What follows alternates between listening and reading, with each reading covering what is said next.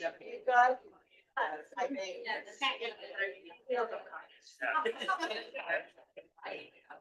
You sat in the back seat. Yeah. Okay. I was like, I have to take a slow.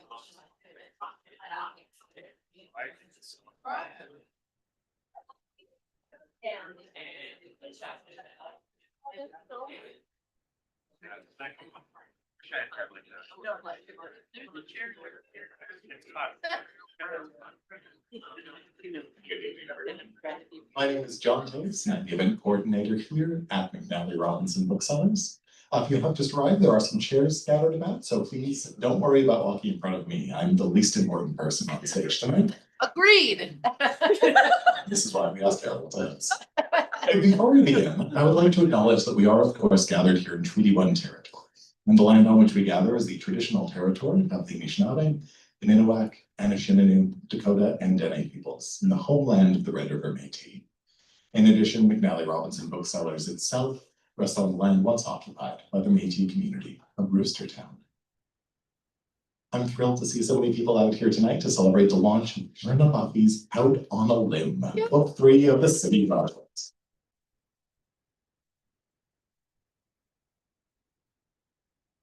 Huge thanks to Great Plains Press and, of course, the series editors, Michelle Durand-Wood and Emma Durand-Wood, for publishing this book and making this evening a reality.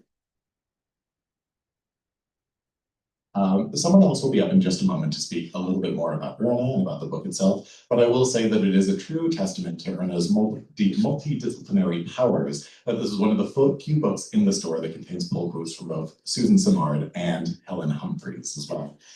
Following a few words from Erna following her introduction tonight, we'll then move along to a conversation hosted by Ariel Gordon, which will take place on these two tall chairs. Following that, there'll be an opportunity for you folks out there to ask questions.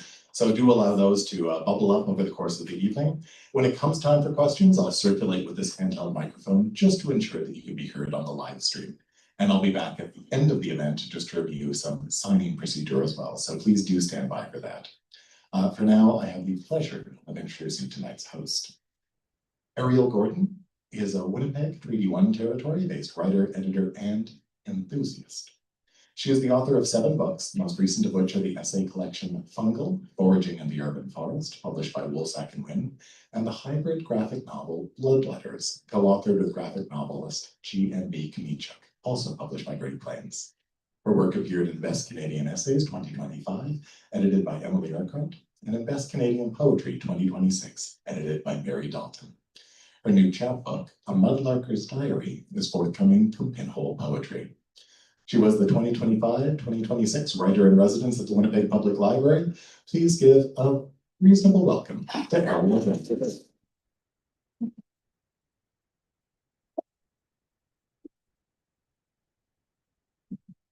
Did you notice how quickly he went back into his little wizard's cave? All right. Well, I would so like to welcome you to the launch of Erna Buffie's Out on the Limb. Look how beautiful this is. I'm so proud of Erna, and I can't wait to tell you all about it. But first of all, can we just have another round of applause for the excellence that is Erna Buffie?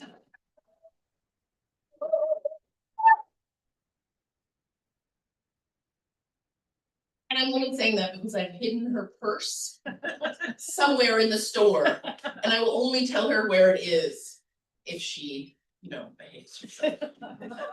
But good luck to me with that, I just have to say. So what I'm going to do is I'm going to read Erna's official, accolade seated bio. I'll read the book's description, and then I will just tell you a bunch of nice things in a row about Erna. Because I feel like, I don't know, I feel like we need chances to tell people that are meaningful to us and that have made a difference in the world. They are good. They are seen. Oh!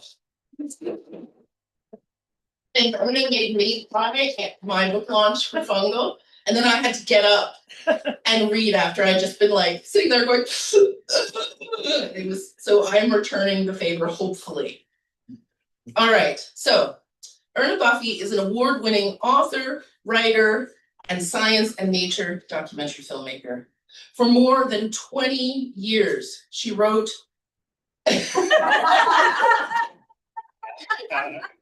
For more than 20 years, she wrote and directed films for CBC's The Nature of Things and a variety of international broadcasters.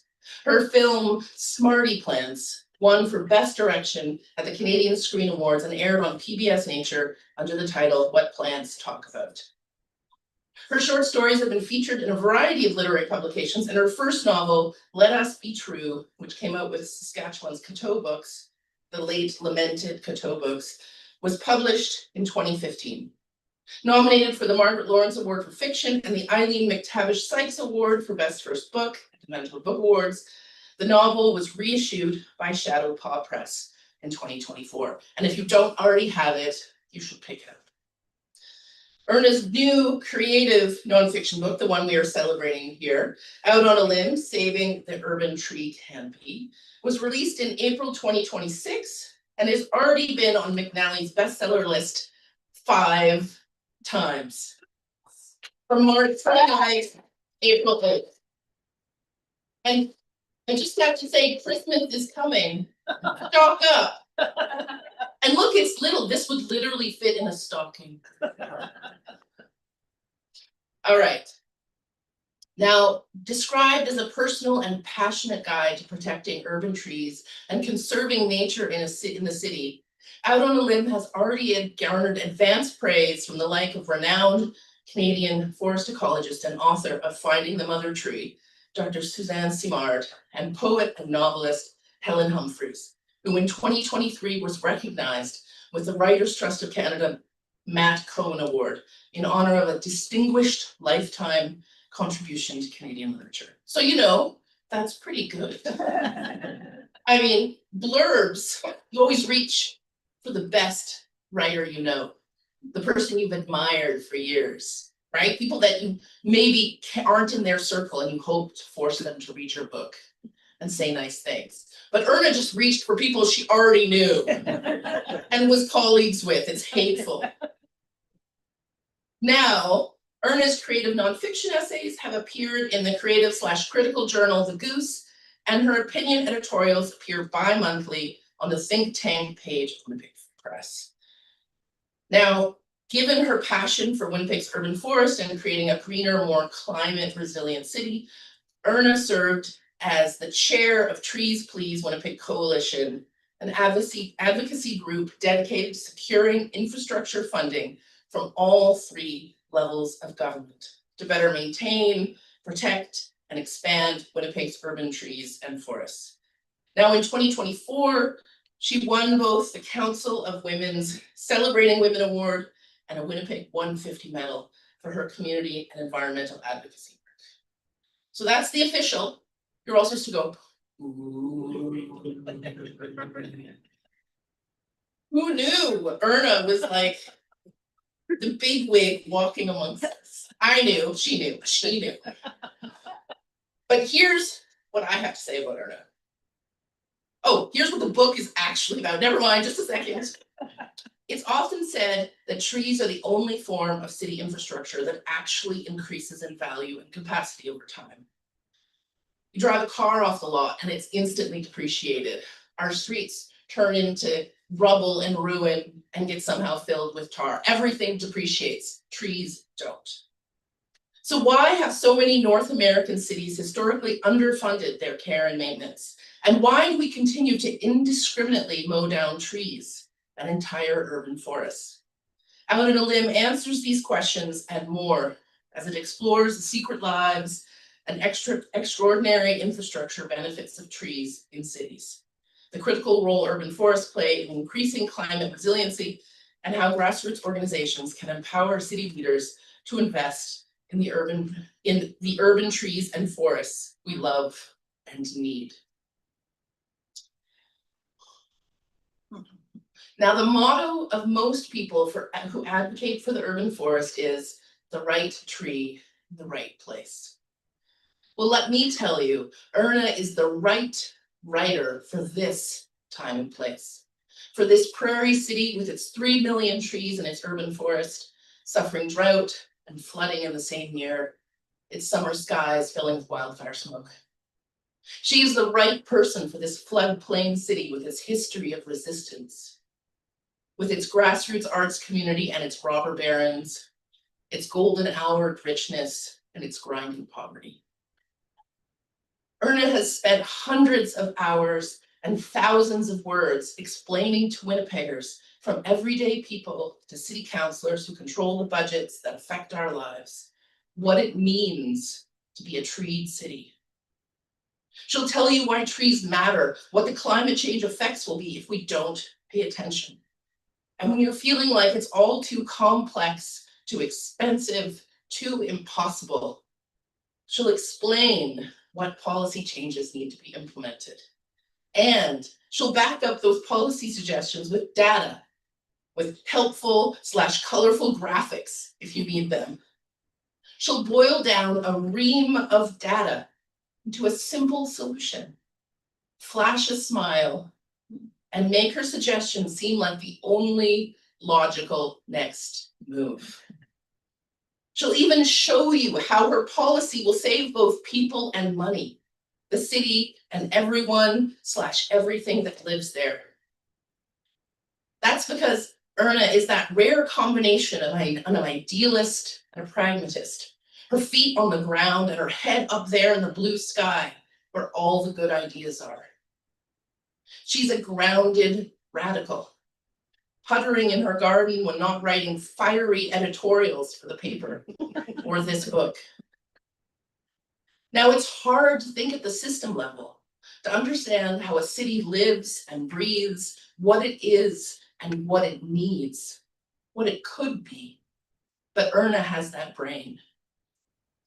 Erna has seen it all, but is somehow not cynical. She is full of hope, but she'll tell you the bad news without flinching. Erna understands how politicians and senior municipal officials think. She knows how to motivate them, to move them in ways that will help us all. When I met Erna, she was still working on her own documentaries and consulting on other people's films, while also exploring literary fiction, eventually publishing that first novel I'm urging you to get or take out from the library. One of the two. But then, instead of writing her next novel, Erna caught fire. She has spent the years since then behind a committee table and on Zoom, scheming and plotting, mobilizing people. Have you met people? They're really hard to corral. She has spent years talking to thousands of people, convincing them one community center gym and classroom and city council chamber at a time. And when we first met, I tried to help Erna to establish her literary career. I introduced her around and told her how things worked. But then when I was working on my own book about the urban forest, Erna reached into her vast store of knowledge and started to advise me, to console me when things got tough. She was one of the people that got me through. And when I finally launched that book, Erna was the first person to congratulate me. I wouldn't say that Erna was my mother tree, but I'm very glad that I got to stand under her drip line for the past decade. And I only sometimes got dripped in the eye, I was gonna say. And I am honored that I get to stand up here and talk about how great Erna is, how great this book is. The right tree in the right place, my friends. The right person in the right time and place. Please welcome Erna Buffie.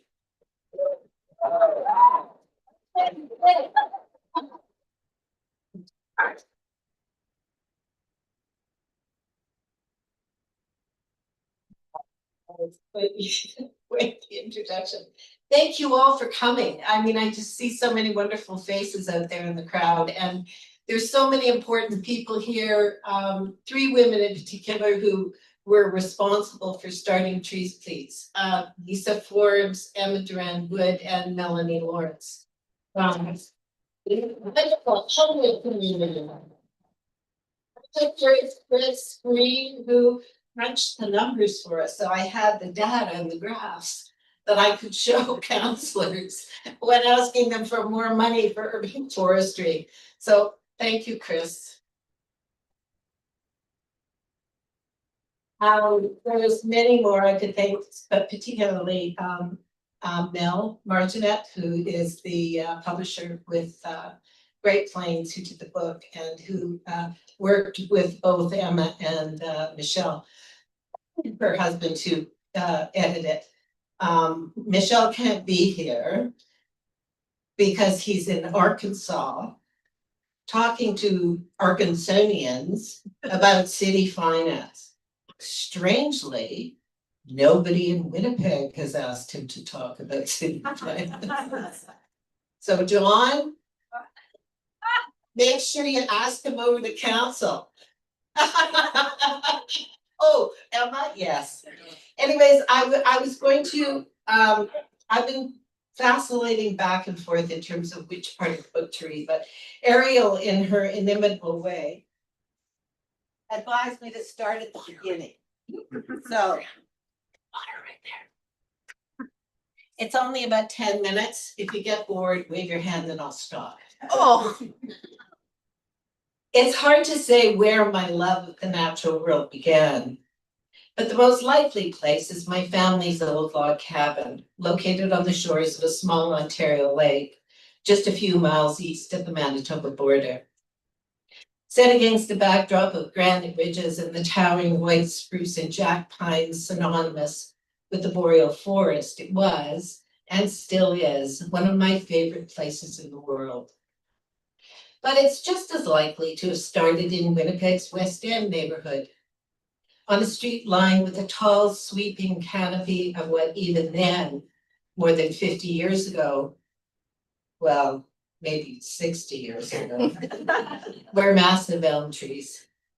Or perhaps it began the day when, age 8 or 9, I shimmied up our backyard Manitoba maple for the first time, enjoying the birds and squirrels on a thick, solid branch to look out over the world from a tree's point of view. All of my early experiences of nature were in some way connected to trees. And some of my first memories are associated with that backyard maple. The sight of its helicopter seeds caught on a breeze and spinning out of the tree branches. The sound of a high wind clapping through its leaves at night. Or being a child suddenly awestruck, looking up at an 80-foot elm tree, towering over my minuscule height. Since then, I've been busy with a life that's included 20 years in Montreal, 7 in Halifax, and a career in writing and science and nature filmmaking, which in the end brought me full circle, back to Winnipeg and the natural world I love most and now fight to protect. And the truth is that the natural world we are an integral part of desperately needs protection because its systems are beginning to fail. Climate change, urban and industrial development, and pollution have unleashed a destructive force so powerful that animal populations have dropped by an average of 73% worldwide, while more than 40% of the world's plant species are at risk of extinction. Cities are major contributors to biodiversity loss, whether as a result of urban expansion and the ensuing destruction of habitat or by habitat degradation driven by waste and pollution. But there is good news. Cities can be at the forefront of offsetting those losses by providing opportunities for animal, insect, plant, and human life to thrive. Indeed, scientists have found that urban trees and protected urban wilderness can support high levels of biodiversity. And a number of cities from Auckland, New Zealand, and Singapore to Cape Town, South Africa, are now have strict regulations in place to protect their unique biodiversity. What those cities have learned is that urban tree canopies and green and blue spaces, whether parks, forests, marshlands, waterways, bioswales, green roofs and malls, or even the gardens and trees in your own backyard, provide an important habitat for various plant and animal species, as well as for pollinators and birds. And those habitats don't just benefit wildlife. They benefit us in a multitude of ways, offsetting the impact of flash floods and heat island effect, or simply by providing a peaceful refuge where we can all de-stress by reconnecting with nature. In fact, the health benefits of exposure to nature have been well documented by scientists. One report that surveyed multiple studies on the impact of trees and nature on human health concluded that living in close proximity to nature reduces the risk of everything from type 2 diabetes to high blood pressure. And that meta study strongly suggests that urban planners and policymakers take advantage of nature's health benefits and invest more in the development and maintenance of trees, parks, and green spaces. Even more significantly, nature has an amazingly positive impact on mental health and stress reduction. And at no other time was that made more evident for so many of us than during the 3 long years of the COVID pandemic. With our world shut down, restricted from social contact, people flocked to the safety and the serenity of outdoor spaces. In Winnipeg, some neighborhood thoroughfares were shut down and given back to walkers and cyclists. Bodies wrapped in scarves, snow pants, and hats of all shapes and sizes, offset by face masks, both surgical and homemade, swarmed down frozen river paths, embraced on either side by a rich riparian forest. It was a tragic and fearful time, but it was also a magical one, as we watched the streets empty of vehicles and the city fall silent.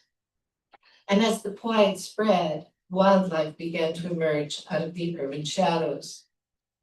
I remember one such sighting of my own. I was sitting around an outdoor firebox in my city center front yard with my partner and a couple of friends, when a lull in the conversation, the kind often precipitated by the mesmerizing effect of a bonfire, made me look up.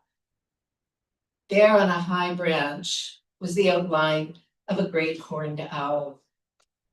A few months later, as my partner made a late night journey through a swirling snowstorm, the vehicle he was in crawled to a stop as a stag, his curving antlers almost double the width of his body, picked his way through the snow, drifting across Winnipeg's Portage Avenue.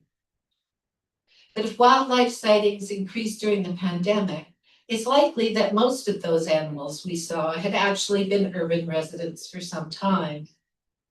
As our cities expanded and we destroyed their habitats to make way for housing and other developments, many of the animals displaced didn't necessarily move on. Instead, some stayed, found a safe urban niche to live in, and adapted to the city environment. Which is why what remains of our natural urban forests, wetlands, and river corridors should be preserved and protected, because the loss of habitat has become so acute that it doesn't just threaten urban biodiversity, it also threatens us.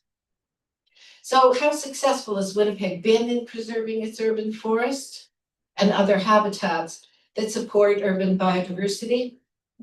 Well, one would think that a city situated on 2 rivers would be a welcoming place for both people and wildlife. But in truth, decisions made in the post-war period and well into the new millennium have dramatically reduced what were once intact city forests along our riverbanks. Our grasslands, marshes, and nearby farmland. So much so that in 2023, Winnipeg was rated by Statistics Canada as having one of the lowest greenness scores in Canada. And a lack of greenness in cities is a serious problem because the habitats that allow animals to thrive also protect us, forming a bulwark against the impacts of climate change and helping to make our cities more resilient. So how do we turn that around? How can we work together within our communities to enhance biodiversity and ensure that our cities preserve the forest trees and green spaces we still have while restoring or expanding others? What can we do to climate-proof our neighborhoods and create safe spaces for our fellow creatures? They're important questions, and I hope this book provides a few of the answers.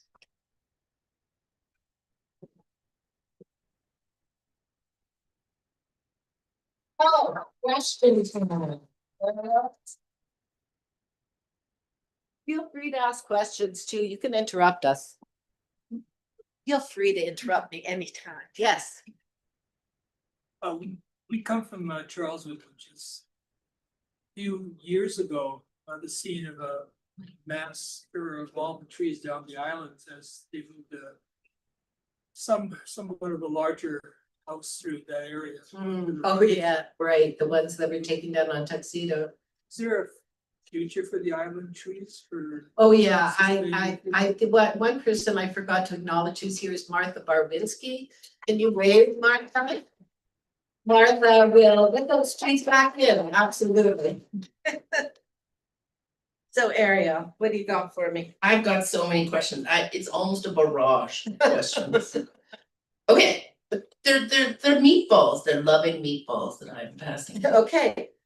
Okay, so I want to know about the process that you undertook to write this book, this manifesto.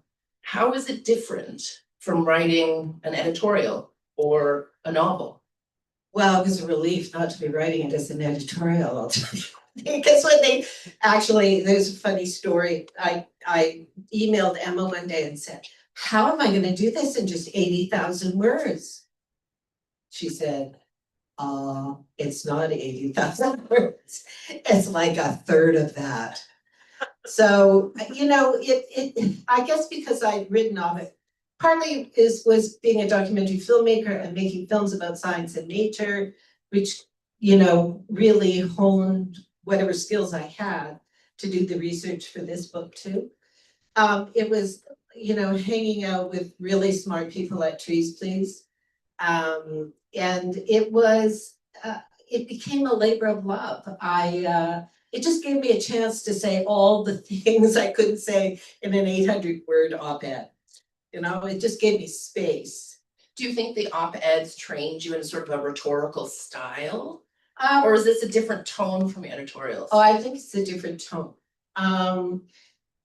Yeah, that's an interesting question. I guess the tone that I tried to strike with this was somewhere between the information I had to convey, combined with my own love for trees and the poetry of trees, the beauty of trees, you know, the remarkable relationship. Like one of my favorite chapters that I wrote is in The Power of Trees. And it's Harriet Ricks, who's this amazing writer, wrote a book about trees. And part of what she talks about is that we started in trees. That's where we started. And we've always had an intimate and important and integral relationship with trees. You know, like I said, we've been planting their seeds and, you know, spreading their seeds and planting their young for millennia. So they're vital for our survival, and we've become vital to their survival. And for those of you that don't know, about 100,000 words is about 400 pages. So if you've got a book that's 400 pages, that's 100,000 words. So Erna thought she was doing like 300 page book, and they were like, No.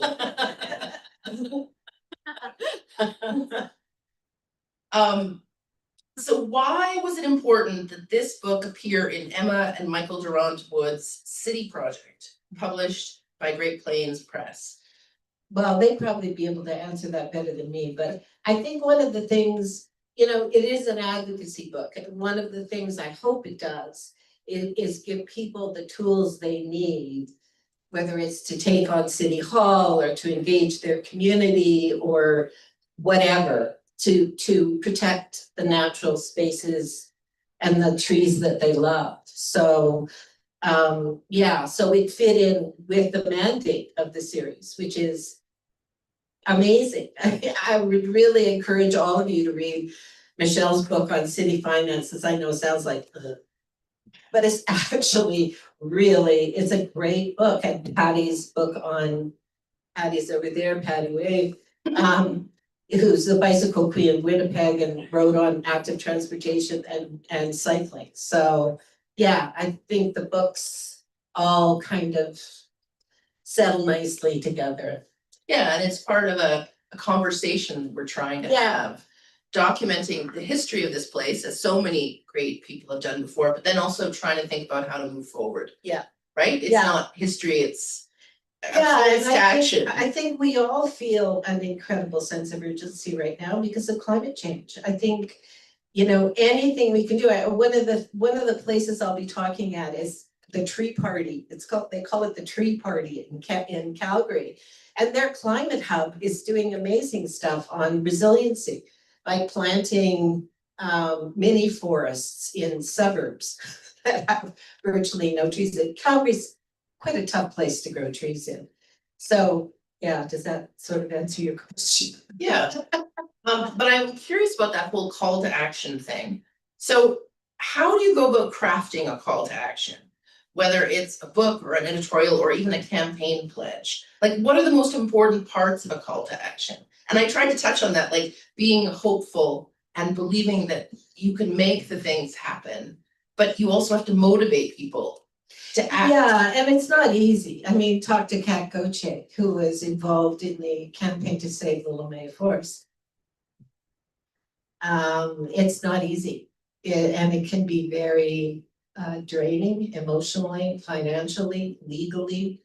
It's not an easy thing to get engaged in. And you know, I really commend people like Kat who are engaged. And I would suggest to all of you that if in the face of feeling defeated or desolate or depressed about the world, go plant a tree or, you know, cultivate a native garden or get involved with your community on any level to make things better. You know, one of the things I think is really sad about modern society is the way we treat our trees is pretty much the way we are treating humans a lot of the time.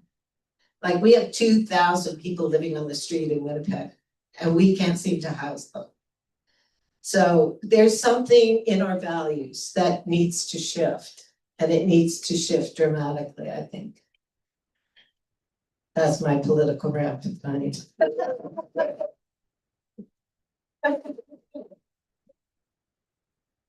And I should say John Olico's here from River Heights, the only counselor I mention in my book, because John was, you know, when we were the first 2 years when we were batting our heads against the wall, trying to get more funding for the urban forest, John managed to squeeze an extra $1 million out of them.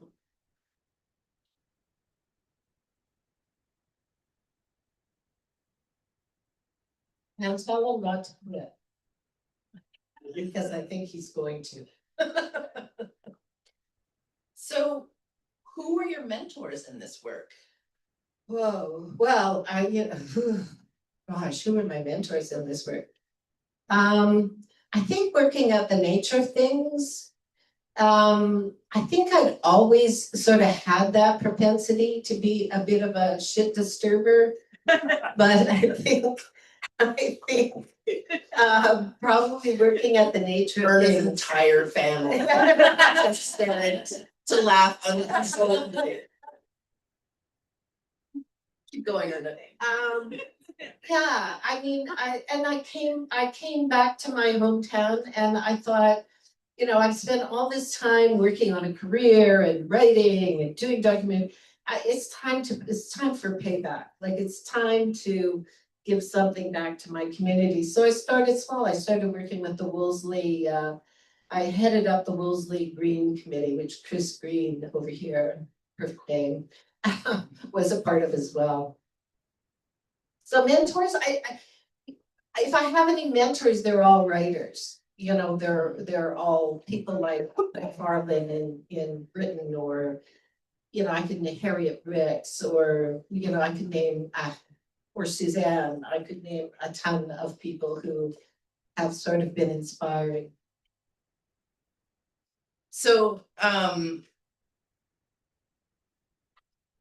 what is I mean, you sort of did it, but I kind of want to underline it and get you to repeat it. What is the biggest thing, the idea or the sentiment or the feeling that you want people to take away from this event, besides the book? I think, hope. I think hope, maybe a sense that you could do something, that you could contribute in some way, that you could make a difference, no matter how small. I think those, volunteering is a great thing. And I know you all lead busy lives and you all have careers, and well, some of you who aren't my hair color, but make even a couple of hours a week, just making that time to volunteer and become part of your community. It pays you back 1,000-fold. Any questions from you guys? Well, I still have a question. Sorry. So you're the former chair now. Yeah. Of Trees Please Winnipeg. Yeah. This book is done. You're gonna be touring it for a while, but what are you working on now? And what's next for you? I don't know. I just want to get through this. Getting a book out the door is really quite challenging and time consuming. So that's kind of where my head's been for the last couple of months. But I'd like to write something else. I mean, I'd like to write something about Canadian lakes. Might be my next project. Canadian lakes. Yeah. Oh, I like that. Yeah, I mean, because even our own lake, the one that my family all goes to, you can see what's happening because of climate change. You can see the changes, you can see the drop in water levels, you can see the forest fires between, almost burnt us out last year at Ingolf. So yeah, I think doing something on lakes would be great, because you can do deep past, you can do present, and you can do future. So green spaces and blue spaces. Yeah, green and blue coming together. All right, well, do we have any questions from the audience? I see a number of hands going up. Patty? Hi, Hi. I've already asked you so many questions. But I can't help ask you, will you kindly run for mayor?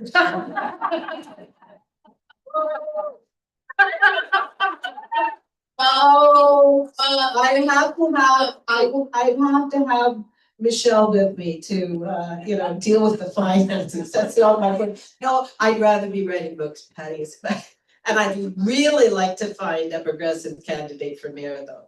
Like really desperately.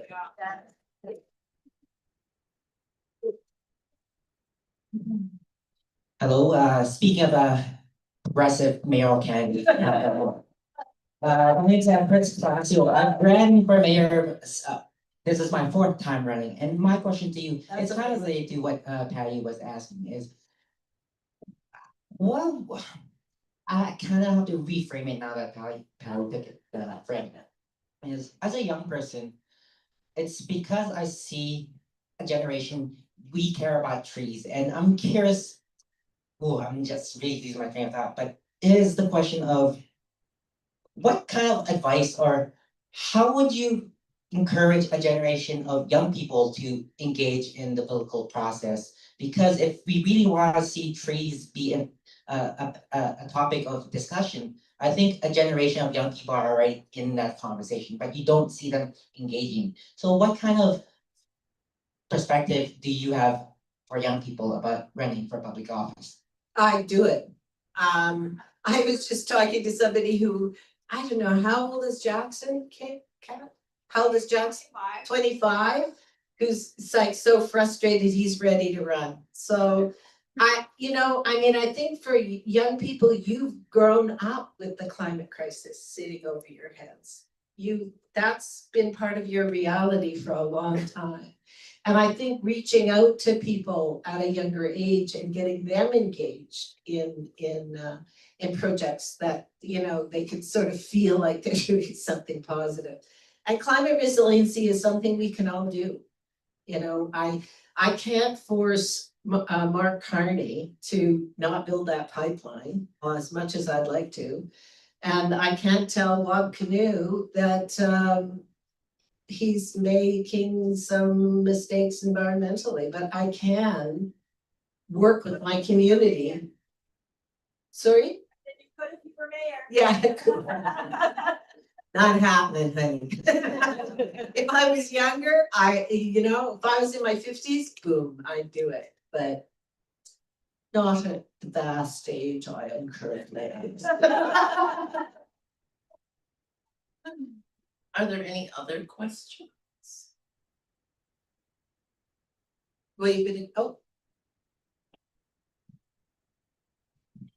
Keeping it political, how do we convince city council to read your book and the other books in the city project as required reading? Well, as a matter of fact, Trees Please just bought a copy for everybody on city council in my book.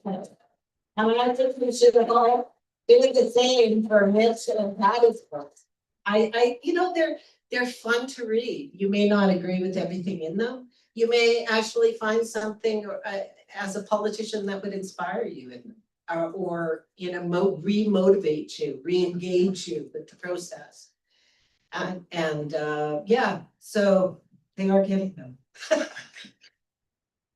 Marianne. I heard you on a podcast, I think it was Patty's podcast, talking about how trees have caused areas to have slower speeds, and trees are actually providing infrastructure that have other benefits. Talk a bit more about that. Yeah, well, that was something Emma brought to my attention, really, and we both have the same incredible frustration with the city that they won't allow trees on corners. Like, excuse me? Because it supposedly interferes with the sight lines of drivers. Now, a newly planted tree is basically a stick with leaves. And any tree that's mature has gone up high enough. And even if it hasn't, why not use them as a traffic calming device? like a giant safety cone, especially in residential areas. It would,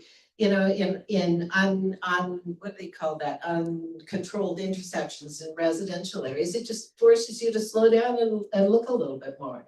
But they've also found that speeds are affected by the presence or absence of trees, that streets that have no trees, people will go like maniacs on them, and there's more accidents. On streets with trees, people naturally slow down because they perceive the route as narrower.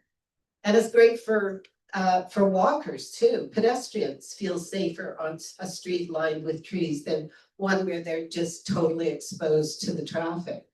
But read the book. Like, what trees do for us is just mind-boggling. And one of the most important thing is heat mitigation. And as we're dealing with, more and more heat waves of longer duration, we need more trees in the city. We may have 3 million, but 3 million and dropping, rather than going up, it's dropping. And we really, really, really need them. What do you think the effect was when you could finally quantify the actual value? Oh, it was incredible. I mean, if the combination of what Martha achieved with the 20-year urban forest strategy, which council supported, which yay for them for doing that. But also the work Chris Green did, crunching numbers on how many trees have been lost, not just at the ward level, but at the neighborhood level. And then taking that to councillors in the 2022 election and saying, guess what? You lost 4,000 trees in your ward. 4,000 in 5 years. And you're going to be losing more. And many of them were not being replaced. And many of them, well, there was a 20, like Martha gave us the numbers. They had 20% replacement. They just couldn't keep up with it. They didn't have, urban forestry did not have the budget to do what they desperately wanted to do, which was maintain the trees we have and also plant the trees we need. Yeah. Did I answer that? I just have one more question. So there's this shift between trying to justify trees in cities as an aesthetic good towards treating them as infrastructure. That phrase green Yeah. infrastructure seemed to be like a turn in terms of how people perceive. It is, I mean, on one level, you know, you talk to biologists and they just get irritated by it, but if you can't go to city council and make the financial case for something you wanna save, you ain't gonna get it saved. So, I mean, for us, it was like, this is essential infrastructure in a climate context. You don't have any choice. This is what's coming at us. Like you said, floods and drought in 1 year. And you've got to pay attention to this. So, yeah. That'll be right over to you. Hi, thank you for all your work. I learned a lot from your columns. But I guess what I want to know is how do you, I think we're in a dilemma right now in terms of building apartment buildings and development and the economy and nature and trees. Like how is possible? How do you feel about it? It's absolutely possible. It's just the cart can't be leading the horse. But what is your argument? Well, first of all, In terms of, because people do need places to live. Absolutely. And so forth. absolutely. I mean, infill in this city is absolutely essential. As I'm looking at my friend Emma while I'm saying this, from a climate point of view and livable neighborhoods. But those neighborhoods are not going to be livable if you have no setbacks, so you can't grow a tree, or you're rolling equipment over boulevards and killing the trees that are already there, or you're not planning for neighborhoods that have green spaces. We had a forest on Roblin Oh, Boulevard, I know. that home and with the. Oh, I know. I mean, The city has got to deal with that. Because there are many instances where, like the one on Roblin, where the person went in and mowed down hundreds of trees before they even had a development plan. Like they had submitted nothing to the city. And by law, they were completely within their rights to do that. I mean, that's why our next, and don't tell the rest of your colleagues, John, our next election pledge is going to be protect private trees, protect trees on private land. If it's that, it's still. Nobody's saying don't take, you can't take down any tree, oh, there'll be no development. If you're making us, but that's just garbage. Like, you can be very discreet. I mean, one of the other chapters I loved writing was about Wildwood. And Wildwood, which was, built in, I don't know, late 40s, early 50s, Bird construction went into that property and went, okay, here's what we're gonna do. And he tagged every tree on the land he owned that was not going to come down. And he planned that suburb so that every house had parkland in the front. It only had back lanes. And as Hugh Pitt-Morton told me, they also had, a little set of shops up the street. They had a grocery store and they had a hairdresser and they had a bakery and they had a soda shop. So it was basically a pedestrian heaven. You only had to drive your car out to get to work. If that, you could catch the bus. So yeah, there are ways to do it and reasonable ways to do it that, that make sure people are housed, but at the same time that we have a healthy green city. And the idea that it's one or the other. She's got a question. I know, but the idea that it's one or the other. She's been waiting Okay. patiently. Go ahead.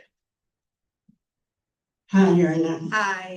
I'm a big fan, and I didn't know all those other things about you. I didn't know you were involved in nature things or any of those things, but I just, as soon as I open my free press, and I find your article, I'm in heaven.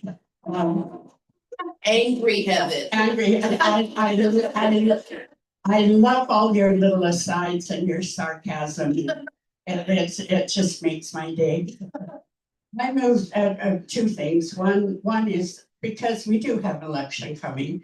This is a critical time for each and every one of us here and all our friends and relatives, etc., to get a hold of the candidates and really push. Grill Absolutely, absolutely. I moved into Wolseley in 1975 and on Lenore, and we had lots of, I mean, the thing, I have pictures of the canopy in the fall where the colors are absolutely glorious. And I'm now living downtown. Of course, I miss my trees. They took them off Bond Street, which is a heartbreak. But I visit friends in Wolseley and I drive down some of the streets and there's like a third of the trees, not even half of them left. And frankly, you know, one of my issues was in 1981, I was elected as MLA for Wolseley, and one of the things that we did was we had a Save Our Elms campaign. Yeah. And so the trees have been like a major issue for me in the past, like you said, 40, 50 years. I really think that we do have to take the bull by the horns, and I agree that you have to lobby, you have to take groups, you have to work with any of the candidates that are running. Yeah. And really, and it works, it really works, that to get priority for all kinds of environmental issues. And with my house, when I lived on Ashburn, I had a separate lot and lots of trees. Now there's a big weird house built. I don't know how else to describe it. And it's all squished in there, and I had lilac bushes and all kinds, you know, like they're all gone. Yeah. So we have to be so careful with the bylaws and the legislation. Yeah, for sure. That protects what we have now, but put money into restoring. It's going to, I don't know if we'll ever be lucky enough to get that beautiful canopy back, but No, probably not. it's to replace it. Yeah. We really have to push for that to happen. Anybody else have a question? Yes. I like that you're managing to go this way, John running back and forth. He's getting his steps in. Hopefully this is the left side of the room, but I'm not sure. So first of all, I wanted to credit the city of Winnipeg and maybe our councillors here tonight and pass this on to their colleagues. But I learned that today the city released a survey for us to complete on the climate action plan.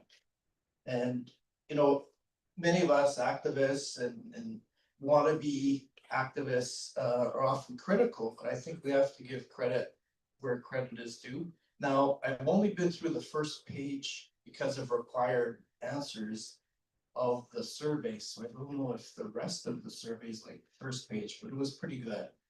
So everybody, of course, get out and complete that survey.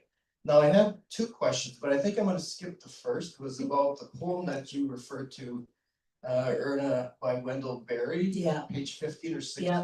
That was one of the gems, and I looked up the poem while we were here tonight, and it starts with "Hope is hard, especially as you get older." Yeah, I've paraphrased it. I'm not going to ask what do you think about that, Because I think most of us at the similar age. Well, I think kinda know Wendell the Berry, Answer to that. well, I think Wendell Berry, what his poems about is how do you speak to somebody like my beloved nephew Emmett? Yep. How do you make a space?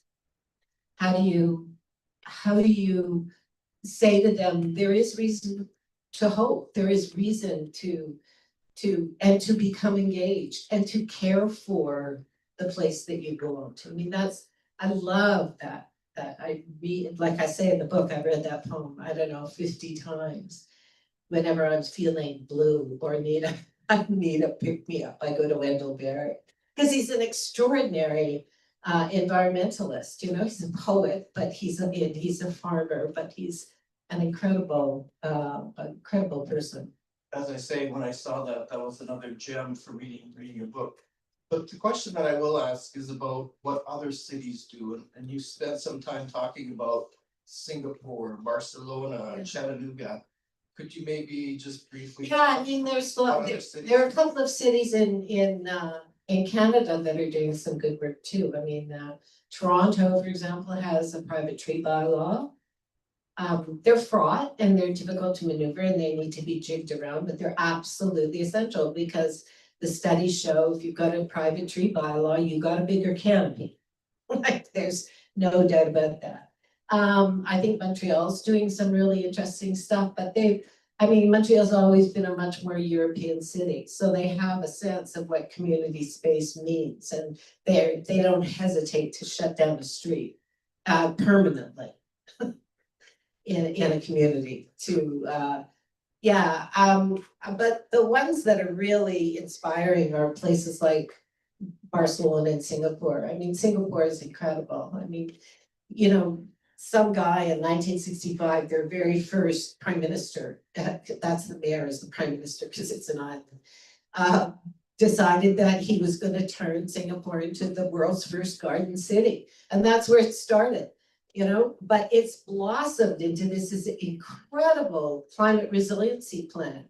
And in Singapore, a developer has to replace 100% of the greenery they destroy.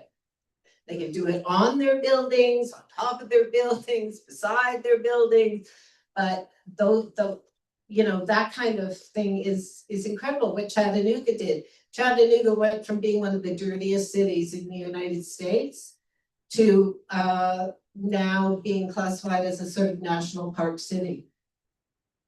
And they did it by, you know, what I say in the book, it has to be a collaboration between political leaders, the industry, and experts, and indigenous knowledge, and the community.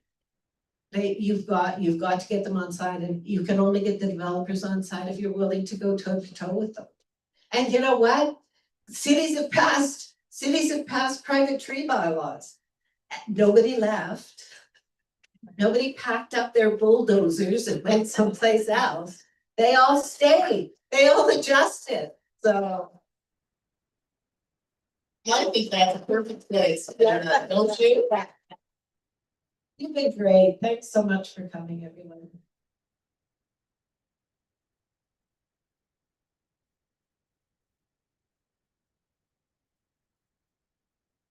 Yes, indeed. Thank you all so very much for your attention and for your questions. We will be moving along to the signing portion of this evening. So in just a moment, we will situate Erna on a slightly lower chair over here. There'll be a moment of glorious chaos where people attempt to get into line right down here, and some people attempt to flee. Rest assured, it will work itself out pretty shortly. Please do feel free to have a copy of the book signed. Just please visit my colleagues at the cash desk thereafter or before you leave your card. We're so bicycle. We're so very grateful to Great Plains Press and of course the Durand Woods for this entire series and for publishing these books.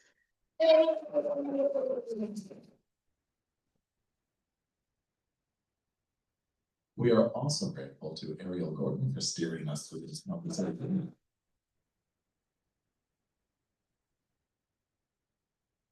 And now I'm going to ask you gently to make an absurd amount of noise for Erna Buffie.